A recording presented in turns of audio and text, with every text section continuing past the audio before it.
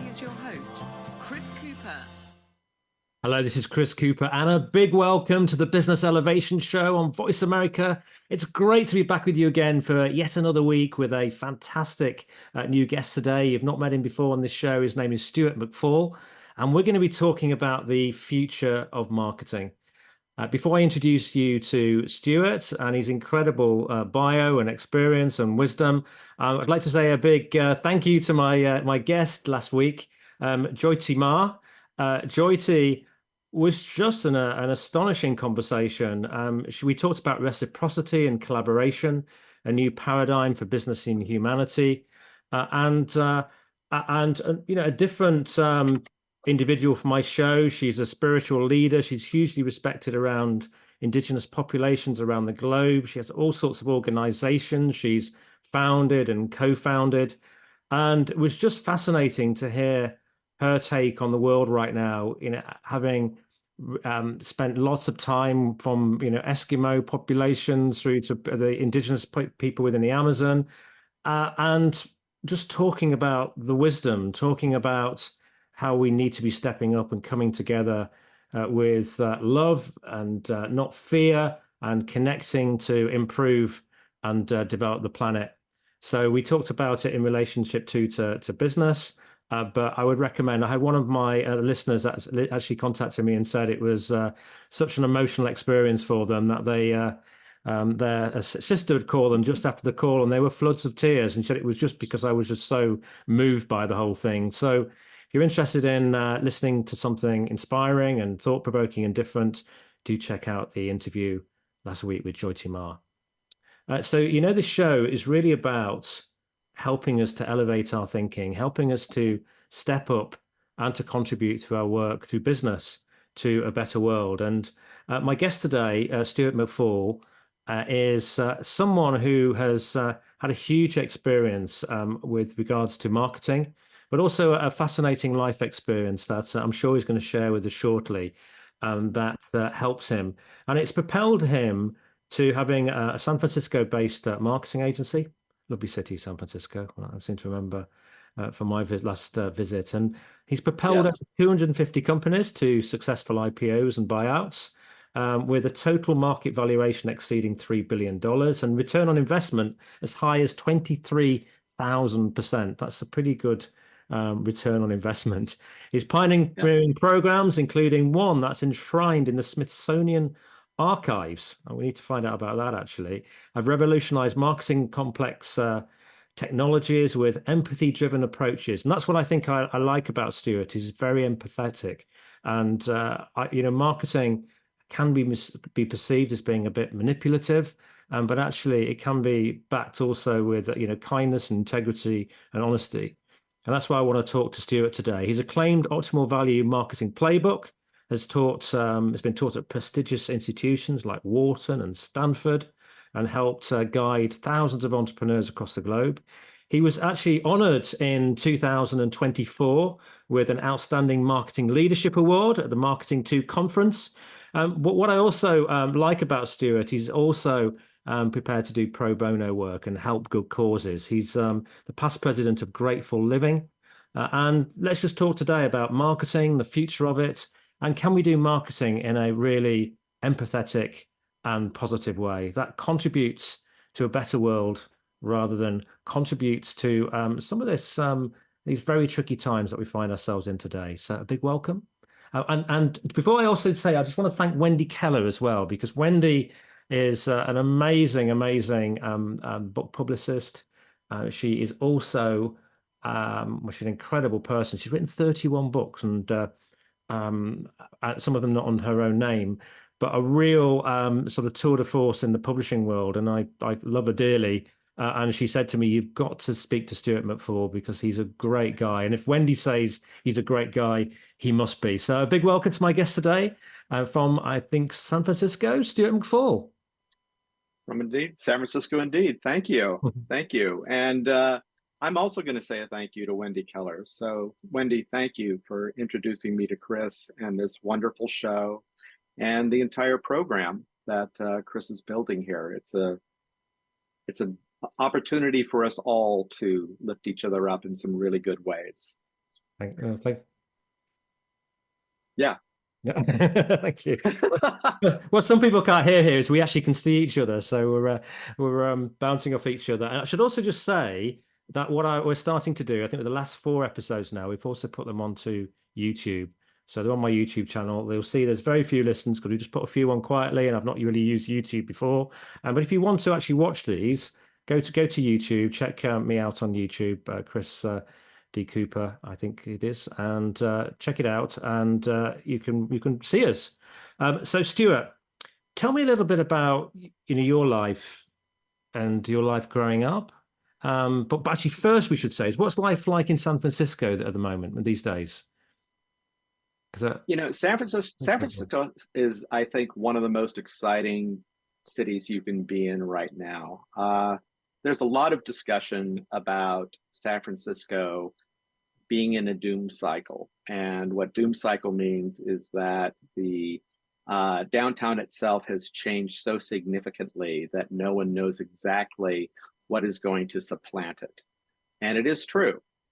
But this has happened historically in San Francisco before, and it has been a reset always for the better. And we believe that that's going to be happening now.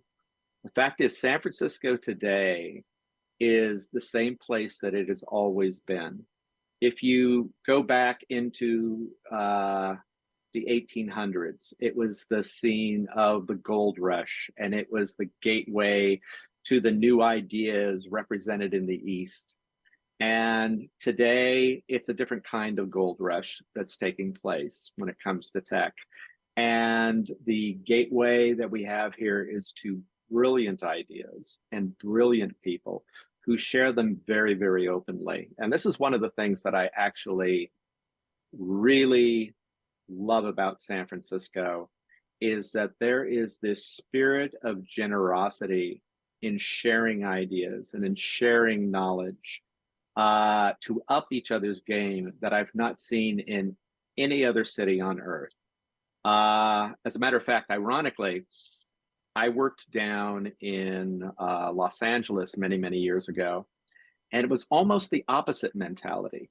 You had people creating things down there, and they would jealously guard their ideas and protect them very, very heavily and not speak of them in front of anybody else. And they would hold on to those ideas for years, and nothing would come of them.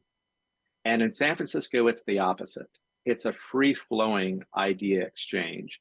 And it's the time where you can actually say an idea to somebody, and somebody says, hey, I really like it. And the person who gave the idea will say, take it and run with it. And then they may not. But the fact is, this free flow of ideas builds idea upon idea to up the game and create better opportunities for everybody. And you've made me want to visit it again. It's been a few years, but I'll never forget visiting San Francisco and going to Alcatraz. And I have relatives who live in the San Francisco area. They moved from the city to Napa Valley, I think, is where they are now. But Beautiful place. it's a lovely, lovely place. So tell me a little bit. I mean, where did you grow up, and what inspired you to ultimately become a successful marketeer? But you've got a real story, and if you wouldn't mind sharing a little bit of that, so it's absolutely truly inspiring. Well, thank you. I mean, it's so.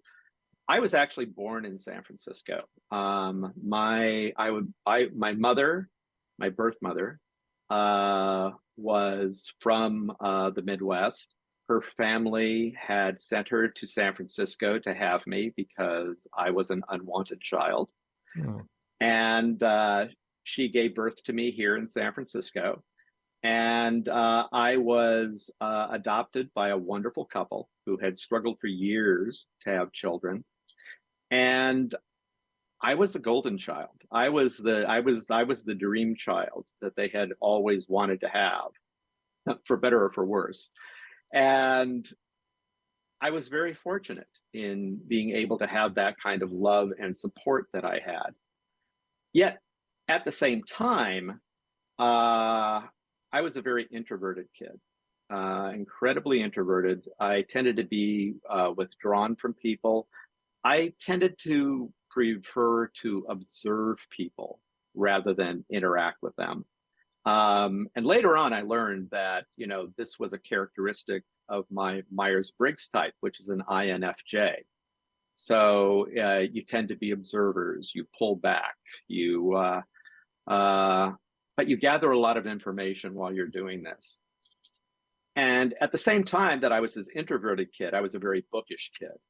And my safety, my sanctuary was reading books. And I started reading at a very young age and started reading at college level when I was about age 6. So I was a voracious reader. Wow. Yeah, it was crazy.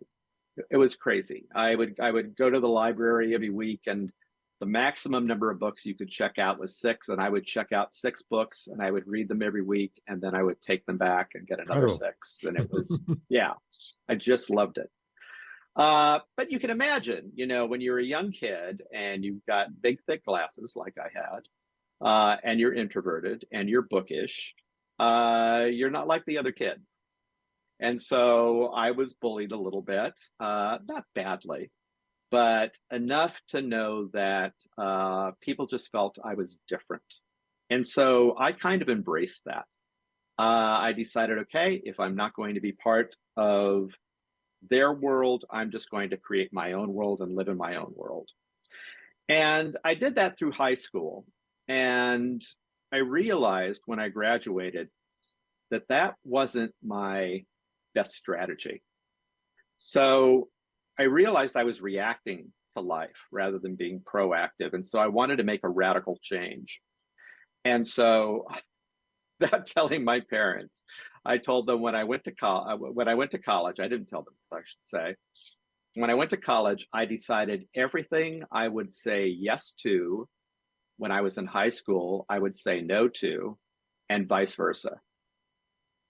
And that created a completely different set of opportunities when I was at university. And I ended up meeting a wonderful circle of friends, achieving a certain level of popularity, and actually really becoming confident in who I was. And who I was actually also a teenage gay boy on the verge of coming out. And it felt like a very safe place. It felt like a very good place. But one night, I was at school. I met someone, and that someone said, well, let's go to my house. And he said, it's out of town. And he took me out of town, about 20 miles. And he beat me up, threw me out of the car at about 2 o'clock in the morning, and told me to find my way home. And it was probably the lowest point in my life. Yeah. And certainly the longest walk, because when I got to the dorms finally, and dawn was coming up, I felt suicidal. And that was one of those moments where, depending on how I was met, it probably could have gone either way. But in the way that I was met by my friends there was so loving and supportive and accepting that they really lifted me up. They really made me see the value in myself and what it was that I could do. And the next day, when I asked them, I said, well, why did you react this way? They said, well, that's because we believe you would have done the same. And that was my mandate then, that, okay, if this is who you think I am, maybe that's who I need to be. That I need to be the person to help people find the best in themselves and then help them present that to the world. And there were a lot of avenues I could have chosen. I could have been a priest, I could have been a therapist, but my skill was really marketing. And I thought, that's how I'm going to use marketing, as to be able to help people realize their full potential, help them package it and then help them present it to the world so that they can be optimally successful.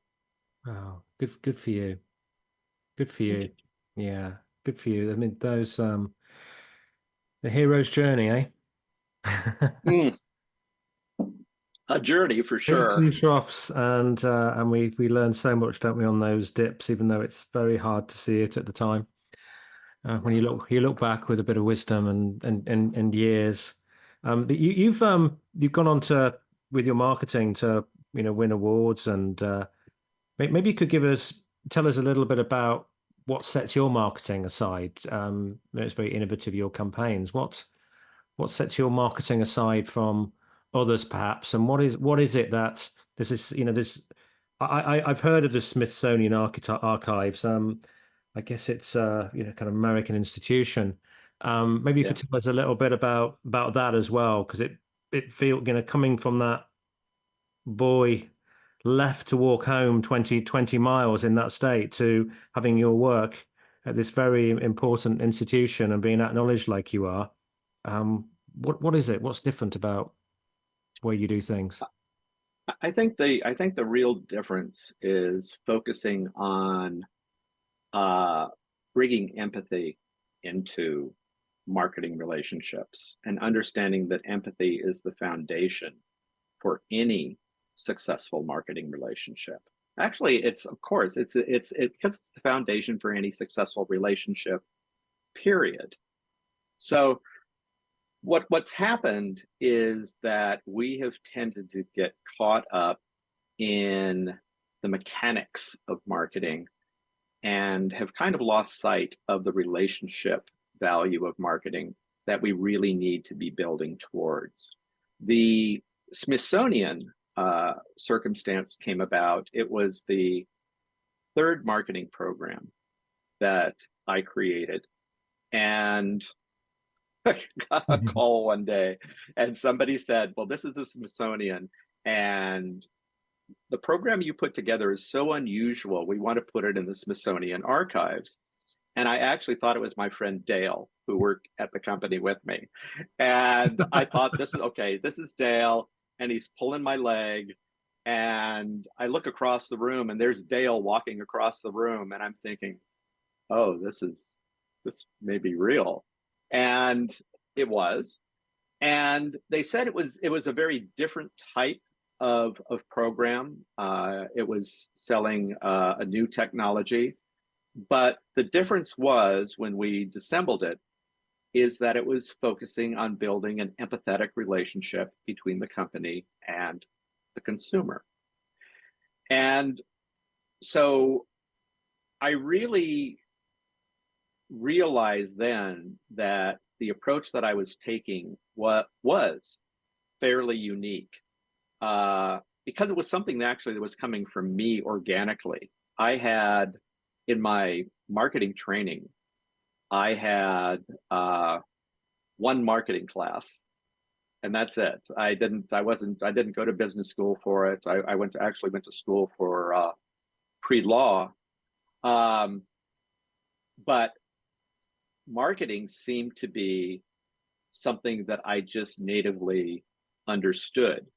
So this Smithsonian experience actually resulted in creating the foundation for a marketing construct that I use now that I call optimal value, that is designed to help companies not only launch and create these right kind of empathetic relationships, but to build on those empathetic relationships to get the kind of results that they want to achieve for their customers, for their employees, and whether or not they want to be acquired by another company or go public, but to always give them an exit for that as well.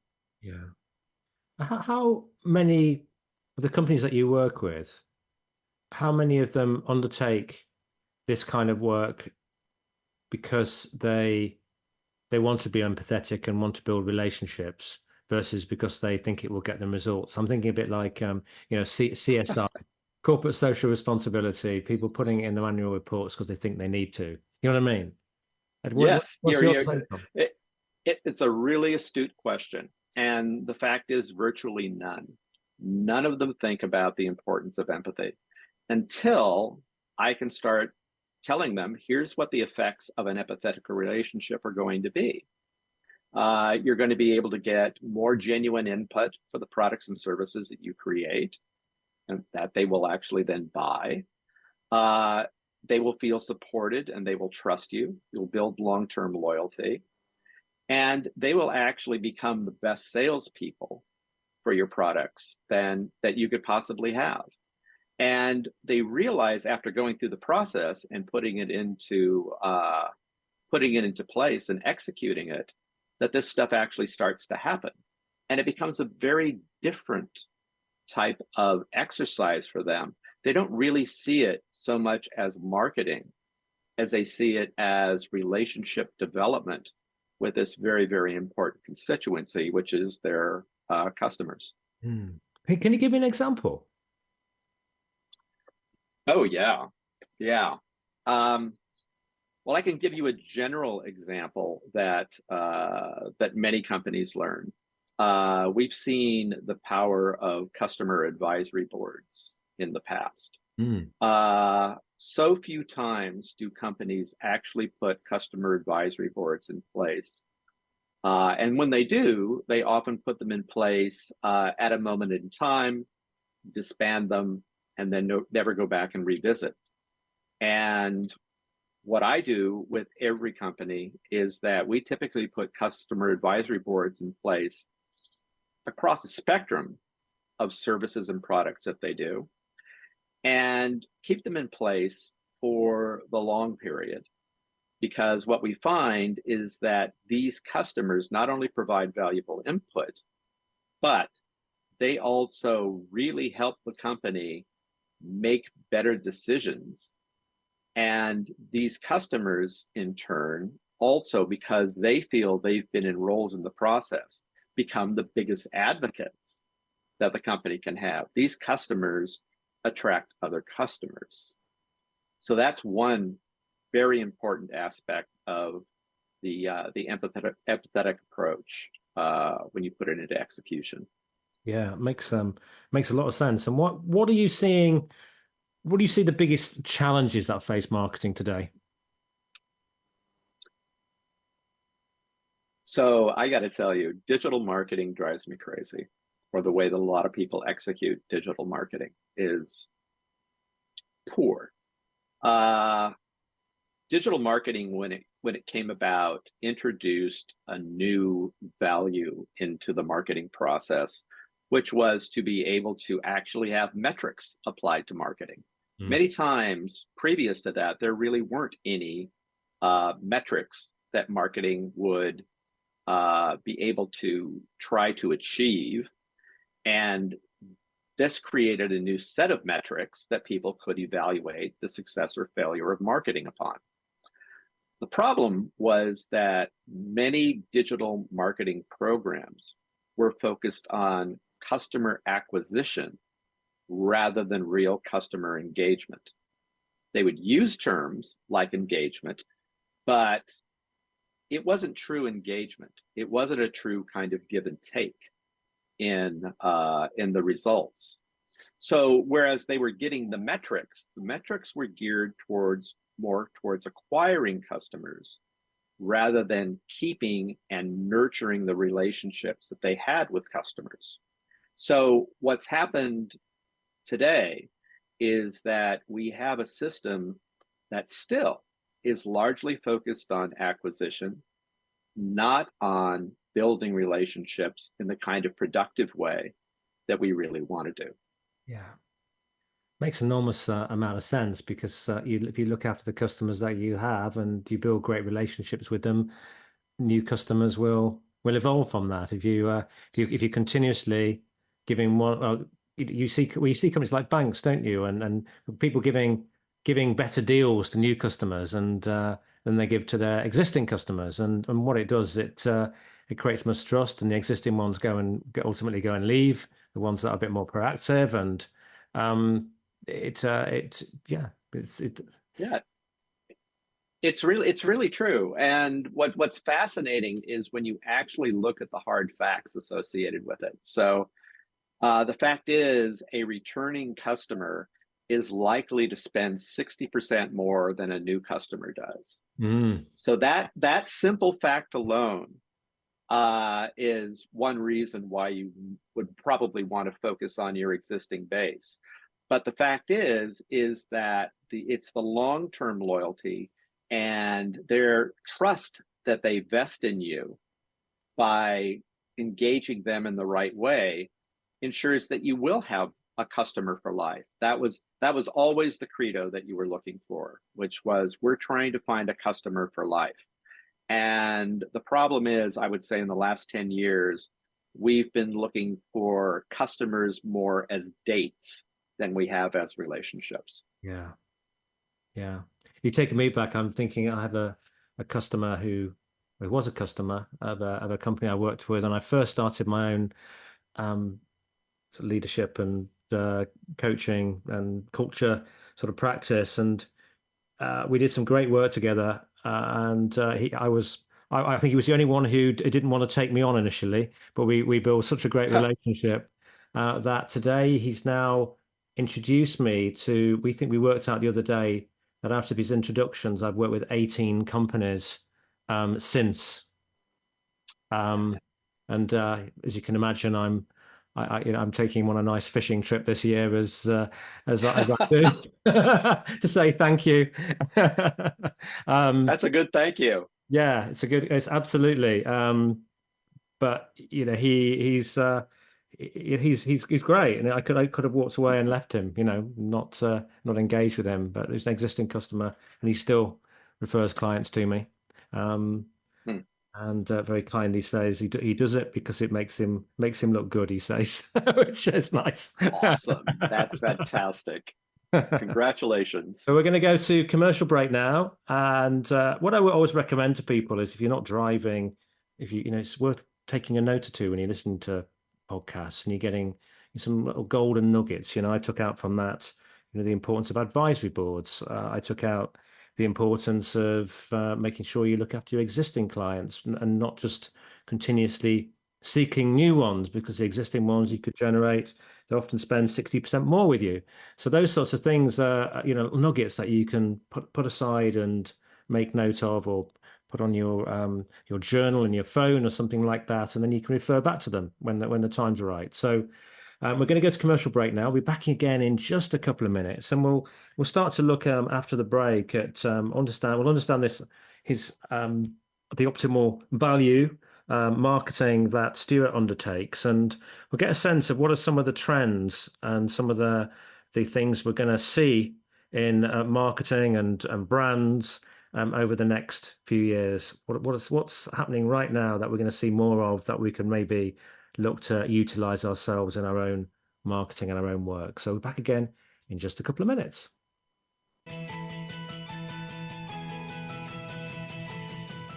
You are tuned into the Business Elevation Show with your host, Chris Cooper. If you have a question or comment about our show, please direct your emails to chris@chriscooper.co.uk. That's chris@chriscooper.co.uk. Now back to Chris Cooper.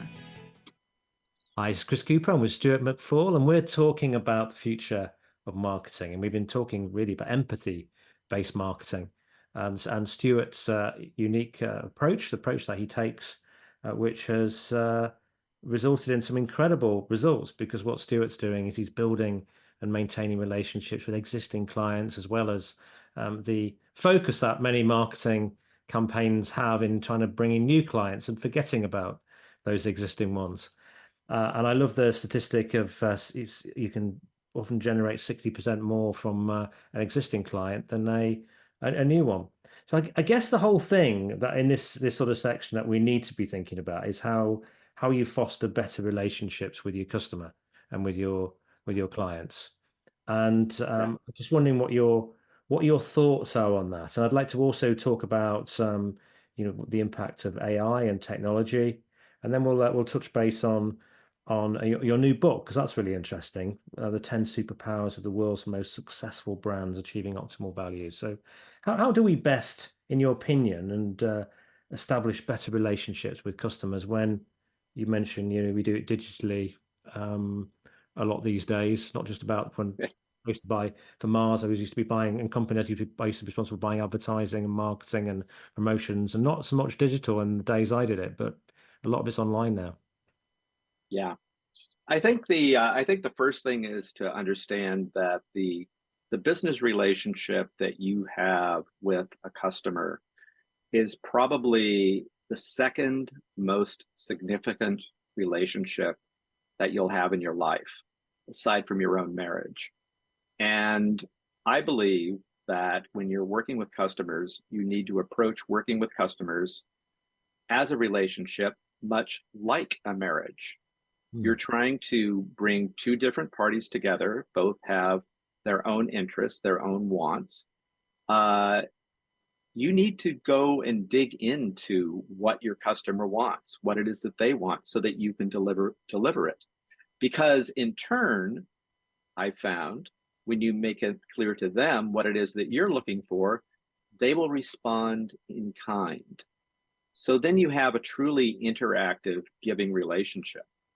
What's happening now, and this is being driven, I think, a lot by Gen Z, is that Gen Z wants these kind of relationships. They want to build these kind of relationships. And when you are working with your customer, ideally, to say, here's the relationship we have. Now, what can we build together, rather than what can I be shoving your way as a product or service, but what can we build together? That becomes a very different type of relationship. It becomes an invested relationship. It becomes a relationship where the whole actually becomes greater than the sum of the parts. And those are the kind of relationships that really end up being the most productive and the most long lasting. They're also the relationships that become trusted relationships. And we've all heard about the optimal goal of any relationship is to become a trusted partner. That's how you become a trusted partner. And how does it differ, say, from, I can see with business to business, you're becoming a trusted partner, but business to consumer, how does that differ? So in the case of the consumer, it's really trying to know what is the problem that they're trying to solve, what is the situation that they're dealing with, and not looking at it just situationally in terms of, well, my product now solves this particular problem, but expressing interest in providing them additional information that may be able to help them, or additional guidance that could support them in ways that might be seen as outside the confines of how you approach things, but in fact really adds and deepens that sense of value that the customer has in you. Because then you become this advisor, this partner, rather than just simply this provider. And does this partnership come from, you mentioned the advisory panels, so I can envisage, Coca-Cola's been around for many, many years. How would someone like a Coca-Cola, through empathy-based marketing, how would they elevate the brand even further? Well, it's very interesting is that I think actually Coca-Cola has done a fairly good job in empathy-based marketing, because when Coke promised something that very few people really appreciated, but they appreciated objectively, but they appreciated it in practice. Coke promised community. It was, have a Coke and it brings people together. It was a Coke and a smile. It was the idea of this beverage being the centerpiece of communities, and sometimes communities made up of diverse peoples, which was at the time really quite revolutionary. Yeah. So I think actually Coke has done it very, very well. Yeah. I guess there's a reason why Warren Buffett owns 9.5% of them. He's keeps investing in Coke. There seem to be certainly when I remember working for Mars, it was the company that we always talked about was Coke. and respected at the time.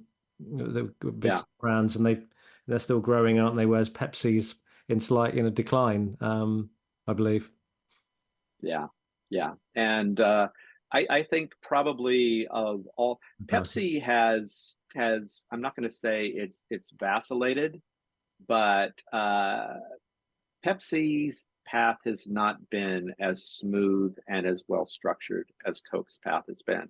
Now, it isn't to say that Coke hasn't made missteps. It has made some missteps, but by and large, it's stuck to the central theme in a really good way. Yeah. Well, what you've got me thinking about actually with Coke and bringing people together is, and you also are thinking with your advisory boards as well, is the importance today of building community around your brand. And you know that I'm doing that with my business, building a community, and it's bringing so much so many ideas and creativity and love and connection, and it's brilliant. I think it's one of the best things I've ever done. So is that something today, in this world that's people can feel very isolated and very challenged by community is increasingly important to people? You're nailing it. I literally yesterday was having a discussion with somebody who is starting a business, a tech business, focused on building communities. And because we all see the need for these communities to be put into place, the fact is, we're disenfranchised. We have faux communities through social media channels, which really aren't great communities. And what we need are communities where we have interaction like any responsible community, where we have community standards, people supporting each other in a positive way, and doing it with an intent to actually make something better for each of the participants. And I think that is a huge opportunity for any company, even individuals, if they want to build communities like this. It's a huge opportunity for them to build the right kind of relationships with customers, partners, employees that'll take them to where they want to go. Yeah, yeah, I think really, really important. I think there's a few companies out there that have very famous communities, and I mentioned Warren Buffett and Berkshire Hathaway. I think they've got a vibrant community that meets, and people learn, and customers who invest in that company get something from. I bought I play the guitar, and I bought a guitar called a Paul Reed Smith guitar, PRS guitar, and Paul Reed Smith's got an amazing story about how that company was created. And going back in the archive, you might find, I think it's Jack Higginbotham, I persuaded the president of Paul Reed Smith's to come on and be interviewed. But they as well, I know they have they have big events that people come to each year, and people who love the guitars, and they'll bring celebrity guitar players in to play at those events as well. And it's a community, and it sustains and nourishes, and I guess if people spending money at them too, it makes a lot of sense. Yes, and I would say it's more than just community. It's actually real connection. People really want to connect with other people. We feel disconnected, and then we have a variety of disintermediating influences popping into our lives at all times. News that upsets us, or people making posts that get our ire up. I'm not saying that we should go and bury our heads and be ignorant of these kinds of things, but at a time like this, we also need to be finding communities where we can find the kind of support and intelligence to be able to help us connect with people in a way that's productive for everybody. Definitely. So let's just talk a little bit about technology when it comes to marketing. So there's obviously huge conversation going on about AI these days, and what are the what are the emerging trends when it comes to marketing, and what do you think is genuinely useful and builds that connection? Yeah. Well, I think we'll definitely see. I think we'll eventually stop referring to AI at all. It's going to be just implicit technology that's going to be in everything that we're doing. But AI is significant in the way that it can make existing and new technologies more productive. It can introduce new capabilities. It can speed things up in some very, very good ways. But I think right now, the best way to look at AI is it's almost like a clock that has all the parts laying on the table. And we're not quite sure how all these parts fit together.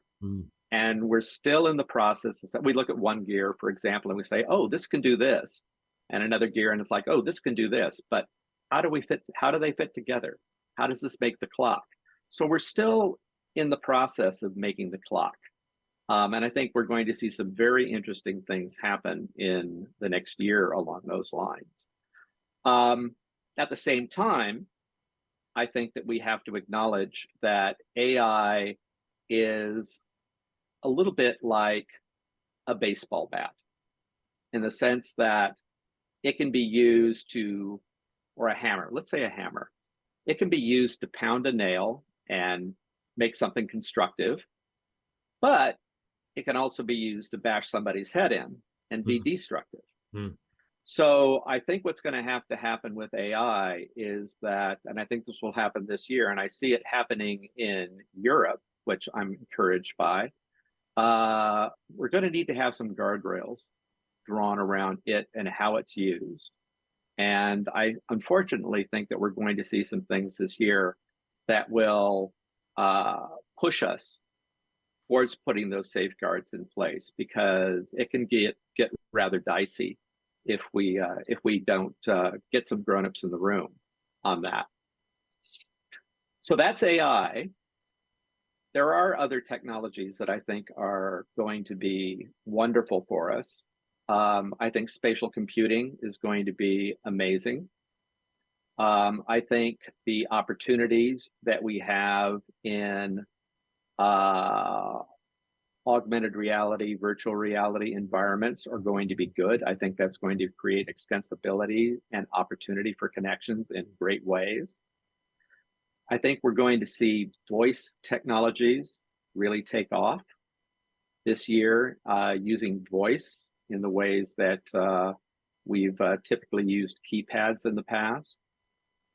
And at the same time, I think we're going to see the channels themselves morph in some interesting ways. I think the channels are going to change.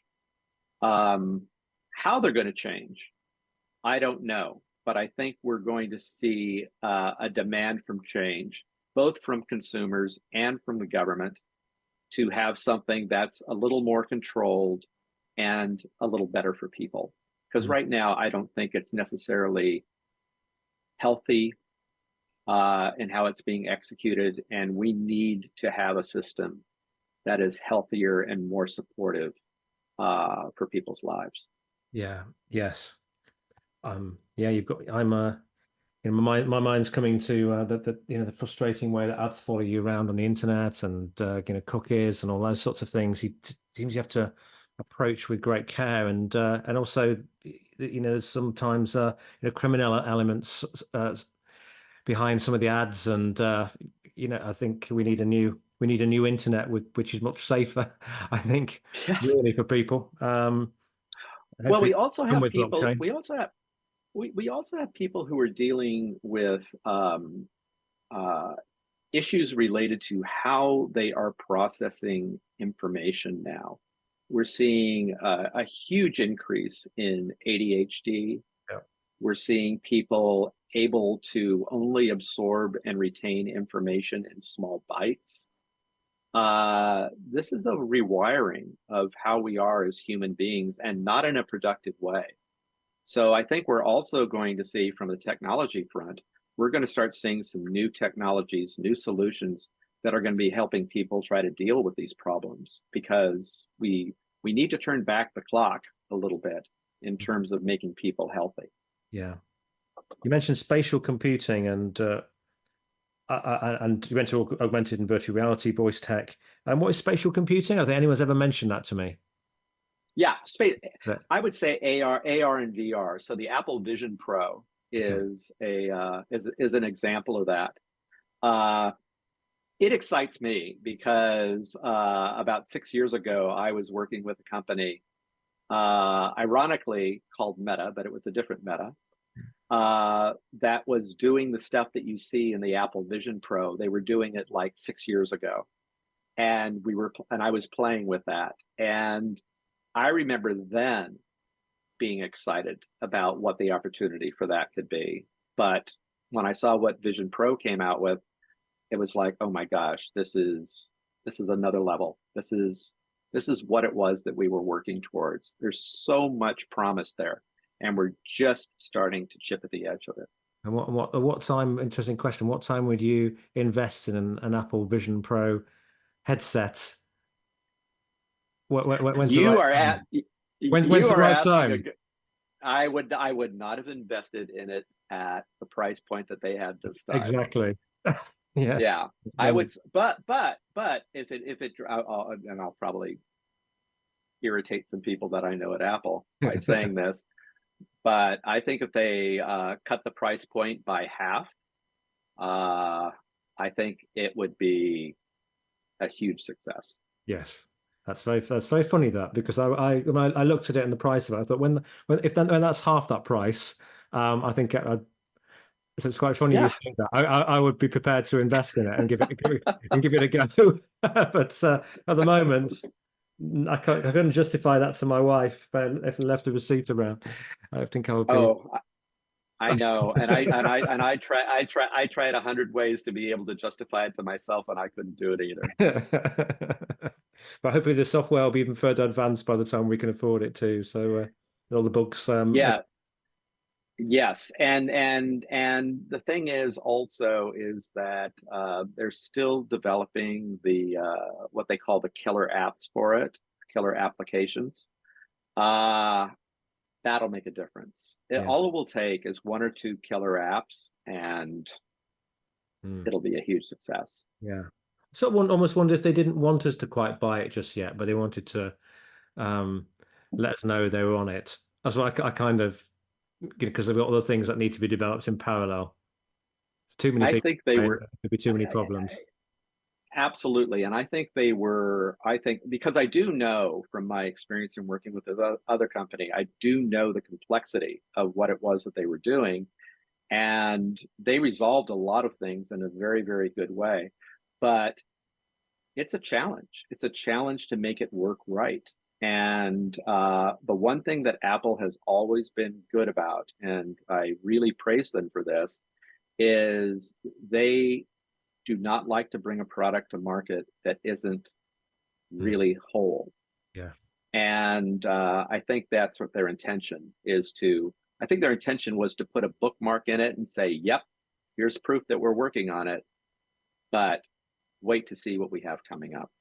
I'm just mindful we've got less than 4 minutes to the end of the interview. So we've got a couple of minutes. It's just suddenly whizzed by. So you have this, I should mention your upcoming book, Achieving Optimal Value, the 10 Superpowers of the World's Most Successful Brands.